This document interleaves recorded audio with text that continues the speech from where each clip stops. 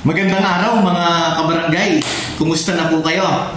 Sa video pong ito ay meron na naman akong ipopromote na alam ko po, ito ay mapapakinabangan ng ating mga barangay officials. Hindi lang po barangay officials, kahit mga nasa municipal level, nasa provincial level ng local government ay makikinabang po dito sa aking ipopromote na book.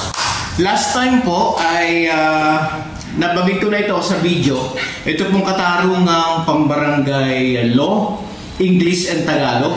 Kasama po dito sa isang book ang implementing rules and regulations. Kasama po ang mga KP forms, English and Tagalog. Ngayon naman po ay meron tayong another book. Same author po nitong KP book, same author. Pero ang nangyari po dito, ito ay Filipino version. Tagalog po ito dahil alam natin yung RA 7160 ay isinulat sa wikang Ingles. Pero mga kabarangay, kung kayo po ay naghahanap ng Tagalog, meron po tayo dito. Ang author po ay si Mr. Rolando Ingles. Hindi po ito English-Tagalog. Ito po ay purong Filipino version.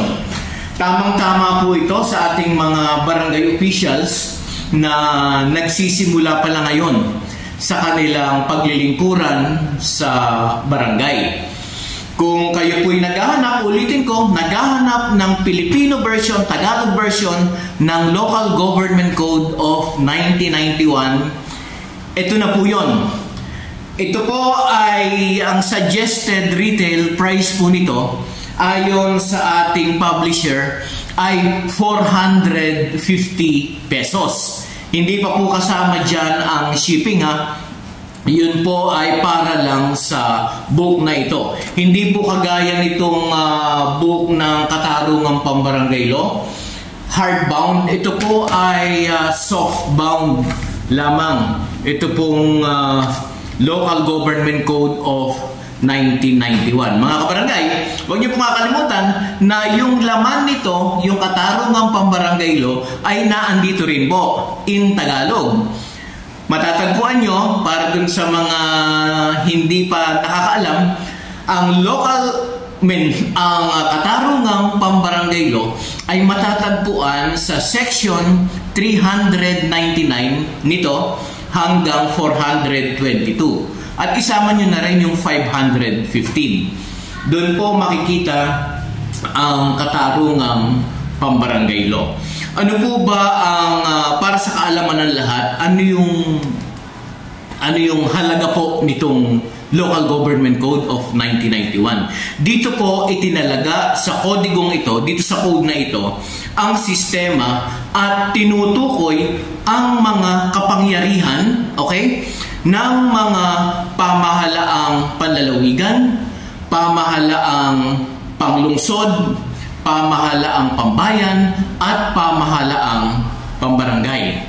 Kumbaga sa atin pong mga elected officials, barangay officials, ito po ang inyong Biblia.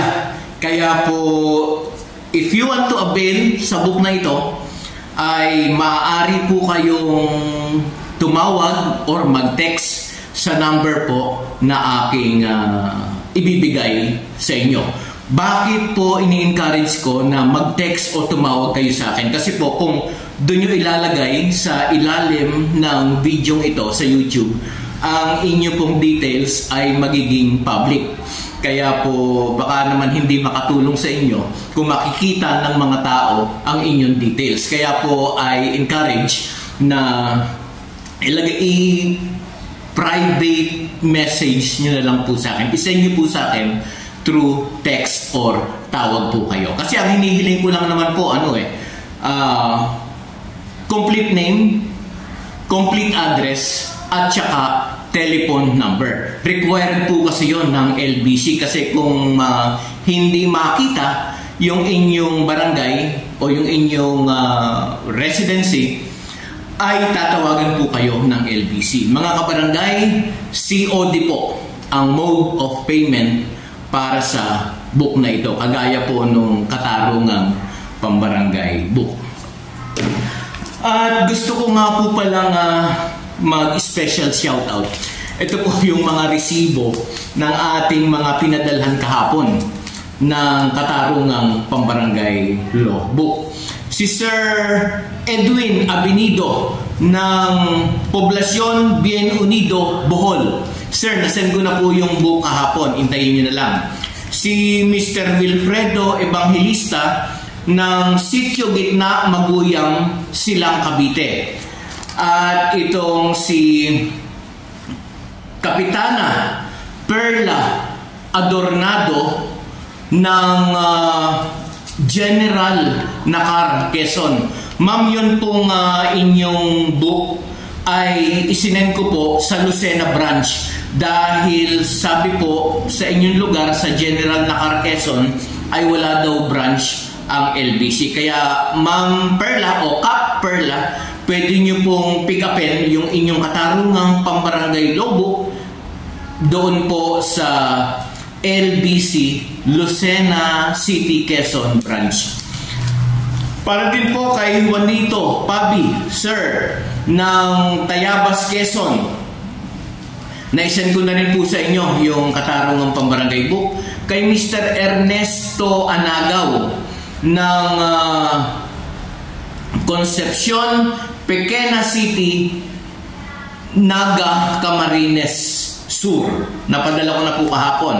Kay Sir Ricardo Valenzuela ng Niog 2, City of Bacoor, Cavite. Kay Mr. Jaime Garcia ng Punta Santa Ana sa Manila. Okay?